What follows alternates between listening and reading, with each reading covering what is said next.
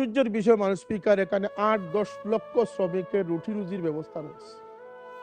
আমরা জনগণের জনবান্ধব হিসাবে, জনগণের প্রতিনিধি হিসাবে আমাদের দাবি থাকবে যে আমার 8 লক্ষ মানুষের কর্মসংস্থান কি কারণে বন্ধ? এটা তো প্রাকৃতিক সম্পদ, এটা আপনি না উঠালে আর আসবে না। এটা প্রতি বছর আপনি অপসারণ করলে তারপরে এই শূন্যস্থানটা পূরণ হবে। এটি একটি সহজ হিসাব, সহজ ইকোনমি। এটা কি কারণে বন্ধ আমরা সেটা জানি না, এটার ব্যাখ্যা আমরা জানতে চাই। আকস্মিক বন্যায় গত 2022 সাল এবং আজকে 2024 সাল 360 আউলিয়ার স্মৃতিদৈন্য এই সিলেট তলিয়ে গেছে। শহরের অধিকাংশ স্থানে এমন কোনো বাসা নেই যেখানে কোমর পানি না হয়েছে। এই বন্যায় যে হাজার হাজার কোটি টাকার ক্ষতি হচ্ছে, সিলেটবাসী যে বন্যা প্লাবিত হচ্ছে, যদিও অনেক বিশেষজ্ঞরা মনে করেন যে মিঠামইনের এই সড়কটি অপরিকল্পিত হওয়ার কারণে, ব্রিজ কম থাকার কারণে সিলেটে আকস্মিক বন্যা হচ্ছে, সেটিও তলিয়ে দেখার সময়ের দাবি আমি মনে করি স্পিকার। আলিমদের অনুপস্থিতির কারণে মাদ্রাসার ক্লাসে তবদুল তবলা বাজানোর মতো বই ম্যান্ডেটরি করে দেওয়া। সংসদ সদস্য নির্বাচিত হলাম, ভাবলাম যে একটি ট্যাক্স মুক্ত গাড়ি পাবো, এখানে আমাদের উপরে ট্যাক্স আরোপ করে দেওয়া হচ্ছে। জীবনের প্রথম স্বপ্নটি কি বাস্তবায়ন হবে না? মাননীয় সদস্য, আমি এখন মাননীয় সদস্য জনাব মোহাম্মদ হুসামউদ্দিন চৌধুরী সিলেট 5কে তার বক্তব্য রাখার আহ্বান জানাচ্ছি। আপনার সময় 5 মিনিট। আসসালামু আলাইকুম। নাহমাদু ওয়া নুসাল্লি আলা রাসূলিল কারীম, আম্মা বাদ। মাননীয় স্পিকার, আপনাকে ধন্যবাদ মহান জাতীয় সংসদে বাজেট অধিবেশনে আমাকে বক্তব্যের সুযোগ দেওয়ার জন্য। মাননীয় অর্থমন্ত্রী উপস্থাপিত এই বাজেট, এত বড় সংখ্যার বাজেট, কোনোদিন অঙ্কে এত বড় সংখ্যা কষেছি বলেও মনে হচ্ছে না। তবু আমরা শুকরিয়া আদায় করি আল্লাহ পাকের যে বাংলাদেশ এগিয়ে যাচ্ছে, বাংলাদেশ স্বাবলম্বী এবং উন্নয়নশীল দেশ হিসাবে প্রতিষ্ঠিত হচ্ছে। মাননীয় প্রধানমন্ত্রী জননেত্রী শেখ হাসিনা তার উন্নয়ন পরিকল্পনা দিয়ে দেশকে স্বনির্ভর এবং পরমুখাপেক্ষিতা থেকে তিনি বাঁচানোর জন্য অনেক উদ্যোগ গ্রহণ করেছেন। তিনি ইতিমধ্যে প্রমাণ করেছেন যে পদ্মা সেতু, বঙ্গবন্ধু টানেল এবং বিমানবন্দরের 3য় টানেল নির্মাণ সহ মেট্রো রেল সহ দৃশ্যমান অনেক উন্নয়নের মাধ্যমে বাংলাদেশ আমরা নিজেরা পারি, এটা তিনি প্রমাণ করেছেন। সেজন্য তার এই উন্নয়ন কর্মকাণ্ডের জন্য তাকে আন্তরিক ধন্যবাদ জানাচ্ছি। আমরা যেহেতু আমাদের সীমিত আয় নিয়ে আমাদের চিন্তা করতে হবে, আমাদের এই প্রায় 8 লক্ষ কোটি টাকার বাজেট যেমন আমাদেরকে আনন্দিত করতেছে, আমাদের এই বাজেটের অধিকাংশ ক্ষেত্রে আমাদের মিসইউজের সম্ভাবনা থেকে যায়। তল্পিবিহীন জুড়িতে আপনি যে কিছুই ডালেন না কেন সেটা থাকে না। তাই মাননীয় স্পিকার, আমাদের এই বাজেট বিষয়ে আমাদের কথা হচ্ছে যে দেশের দুর্নীতিমুক্ত দেশ এবং জনসম্পদ গড়ে মানুষকে, দেশপ্রেমিক মানুষের দ্বারা দেশকে পরিচালনা করার লক্ষ্যে যারা পুকুর চুরি করে তাদেরকে বিচারের আওতায় এনে তাদেরকে শাস্তির আওতায় আনতে হবে। একদম প্রথম সংসদ সদস্য নির্বাচিত হলাম, ভাবলাম যে একটি ট্যাক্স মুক্ত গাড়ি পাবো, এখানে আমাদের উপরে ট্যাক্স আরোপ করে দেওয়া হচ্ছে। জীবনের প্রথম স্বপ্নটি কি বাস্তবায়ন হবে না?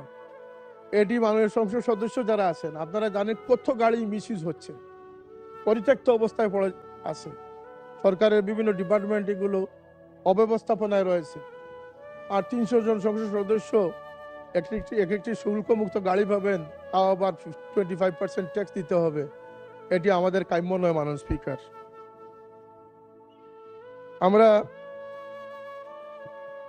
আমাদের এখানে মাননীয় স্বাস্থ্যমন্ত্রী উপস্থিত আছেন, তার যোগ্য নেতৃত্বে স্বাস্থ্যসেবার উন্নতি হবে আমরা প্রত্যাশা রাখি।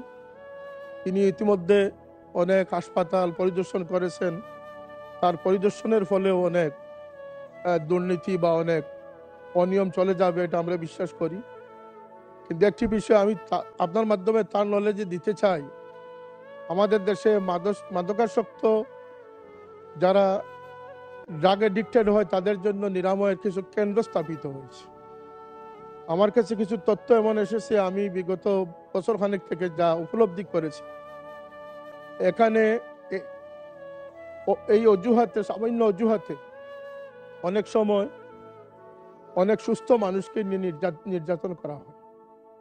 এমনকি তারা আত্মহত্যার পথ বেছে নেওয়ার ঘটনাও আমাদের কাছে রয়েছে, আমাদের সামনে রয়েছে। মাননীয় সদস্য, আর 1 মিনিট। আর একটু সময় দেন মাননীয় স্পিকার। 2 আমি তো মিনিট হুজুরদের পক্ষ থেকে একজনই মাত্র।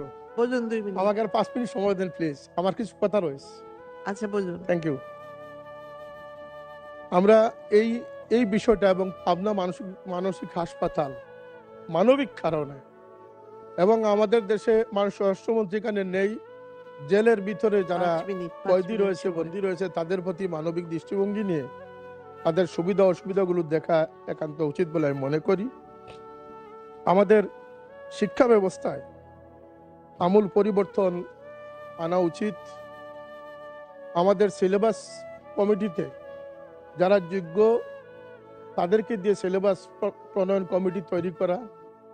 এক্ষেত্রে আপনারা আশ্চর্য হবেন যে মাদ্রাসা শিক্ষা বোর্ড একটি বৃহৎ শিক্ষা বোর্ড, যেখানে আলিম তৈরি হচ্ছে, এবং যে আলিমরা আজকে সকলেরই বাবা মা আত্মীয় স্বজনের জানাজায় ইমামতি করতেছে, দোয়া মোনাজাত করতেছে, কিন্তু সেই সিলেবাস প্রণয়নে যোগ্য আলিমদের অনুপস্থিতির কারণে মাদ্রাসার ক্লাসে তবদুল তবলা বাজানোর মতো বই ম্যান্ডেটরি করে দেওয়া।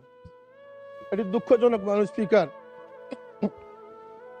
আল্লাহ নবী সাল্লাল্লাহু আলাইহি ওয়াসাল্লাম বলেছেন যে আউয়ালু মা তাগান্নাসা ইবলিস, এই বাদ্যযন্ত্র হচ্ছে ইবলিস থেকে প্রতিষ্ঠিত। এখানে মাদ্রাসার স্বাতন্ত্র্য রক্ষা করা উচিত। আমি বলবো স্কুল কলেজ ইউনিভার্সিটির সিলেবাসেও যারা দেশপ্রেমিক এবং যারা শিক্ষাবিদ তাদের অংশগ্রহণে সিলেবাস তৈরি করা সময়ের দাবি। আমরা এ বিষয়ে জোর দাবি জানাচ্ছি যাতে এই অপ্রয়োজনীয় বইগুলো সিলেবাস থেকে সরিয়ে মানুষ গড়া যায়, মানুষ তৈরি করা যায়, দেশের সম্পদ, মানব সম্পদ তৈরি করা যায়, সে ধরনের পাঠ্যপুস্তক প্রণয়ন করার প্রতি আমি জোর দাবি জানাচ্ছি। আমি আমার এলাকার 2-1টি দাবি এবং বৃহত্তর সিলেটের 2-1টি দাবি উপস্থাপন করতে চাই মাননীয় স্পিকার। একটি হচ্ছে যে আপনারা জানেন আকস্মিক বন্যায় গত 2022 সাল এবং আজকে 2024 সাল 360 আউলিয়ার স্মৃতিধন্য এই সিলেট তলিয়ে গেছে। শহরের অধিকাংশ স্থানে এমন কোনো বাসা নেই যেখানে কোমর পানি না হয়েছে। এই বন্যায় যে হাজার হাজার কোটি টাকার ক্ষতি হচ্ছে, সিলেটবাসী যে বন্যা প্লাবিত হচ্ছে, যদিও অনেক বিশেষজ্ঞরা মনে করেন যে মিঠামইনের এই সড়কটি অপরিকল্পিত হওয়ার কারণে, ব্রিজ কম থাকার কারণে সিলেটে আকস্মিক বন্যা হচ্ছে, সেটিও তলিয়ে দেখার সময়ের দাবি আমি মনে করি মাননীয় স্পিকার। আরেকটি প্রস্তাব আমি করতে চাই যে মাননীয় পানি সম্পদ মন্ত্রী মহোদয় এখানে আছেন, তিনি সিলেট সুনামগঞ্জ সফর করেছেন, আমাদের কনস্টিটিউয়েন্সির খবর তিনি নিয়েছেন, ধন্যবাদ তাকে।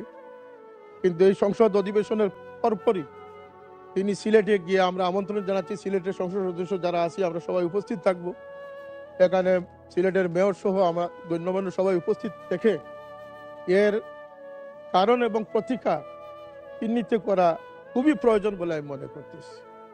এ বিষয়ে মাননীয় মন্ত্রী উদ্যোগ নেবেন, আমাদের পক্ষ থেকে যে সহযোগিতার প্রয়োজন সেটা। এবং এখানে সুরমা কুশিয়ারা খননের ব্যাপারটা এসেছে, এই নৈবতা হারানো নদীগুলোর কারণে এটি একটি অন্যতম কারণ। আমার সংসদীয় আসনের একটি থানা হচ্ছে কানাইঘাট উপজেলা, যেখানে লুবা কুয়ারিতে ভারতের পাহাড়ি ডল থেকে নেমে আসা 1000 কোটি টাকার পাথর প্রতি বছর আমদানি হতো। এ থেকে সরকার 25-30 কোটি টাকা রাজস্ব আদায় করত। এটাকে সুনিয়ন্ত্রিত করলে 100 কোটি টাকা রাজস্ব আদায় করা সম্ভব। এই পাথর কোয়ারিতে 1000 কোটি টাকার পাথর জব্দ করে রাখা হয়ে গেছে। কোন কারণে সেটা আমি সংসদ সদস্য, আমি এটা বুঝতে পারতেছি। আরেকটি কারণ হচ্ছে যে আজকে আজকে প্রায় 5 বছর যাবৎ এখানে পাথর উত্তোলন বন্ধ করা হয়েছে। এটিও বন্যার একটি কারণ, কারণ এই পাথরগুলো নাশ অপসারণ করলে এই জায়গাটা গভীর হয় না, আর গভীর না হওয়ার কারণে ফ্লাড আরো সহজ হয়। সুতরাং এখানে আশ্চর্যের বিষয় মানুষ স্পিকার, এখানে 8-10 লক্ষ শ্রমিকের রুটি রুজির ব্যবস্থা রয়েছে। আমরা জনগণের জনবান্ধব হিসাবে, জনগণের প্রতিনিধি হিসাবে আমাদের দাবি থাকবে যে আমার 8 লক্ষ মানুষের কর্মসংস্থান কি কারণে বন্ধ? এটা তো প্রাকৃতিক সম্পদ, এটা আপনি না উঠালে আর আসবে না। এটা প্রতি বছর আপনি অপসারণ করলে তারপরে এই শূন্যস্থানটা পূরণ হবে। এটি একটি সহজ হিসাব, সহজ ইকোনমি। এটা কি কারণে বন্ধ আমরা সেটা জানি না, এটার ব্যাখ্যা আমরা জানতে চাই। কিন্তু এই দাবি, একটি দাবি হচ্ছে আমার জকিউল খানের ঘাটে বন্যায় যে সমস্ত বাড়িঘর ক্ষতিগ্রস্ত হয়েছে, আমি নিজ চোখে দেখে এসেছি। আর 1 মিনিট শেষ করবেন। আমি নিজের চোখে দেখে এসেছি স্পিকার, এই পানি উন্নয়ন বোর্ড কুষ্টিয়ারাতে যে ডাইক নির্মাণ করেছিল, এই ডাইকগুলো অতি দুর্বল। এই নদীর এলাকাবাসী যারা আছেন নদীর পার্শ্ববর্তী, তারা রাত্রে পাহারা দেয়, তারা মাইকিং এর ব্যবস্থা রাখে, কখন জানি ডাইক ভেঙে যায়। কিছু বাড়িঘর আছে যেগুলোকে নিশ্চিহ্ন করে ফেলেছে, এগুলোকে আমাদের পুনর্বাসন করতে হবে। আমি টিন এবং গড় নির্মাণের জন্য, এই পুনর্বাসনের জন্য বিশেষ বরাদ্দ কামনা করতেছি। আমার শেওলা জকিগঞ্জ রাস্তা এবং সিলেট কানাইঘাট শেখ বুরহানুদ্দিন সড়ক, দুটি সড়ক নিয়ে আমি প্রায় বেহায়ার অবস্থায় চলে গেছি। আমি বারবার এটা সম্পর্কে তাগিদ দিতেছি, কিন্তু জনগণের দুর্ভোগ কমতেছে না।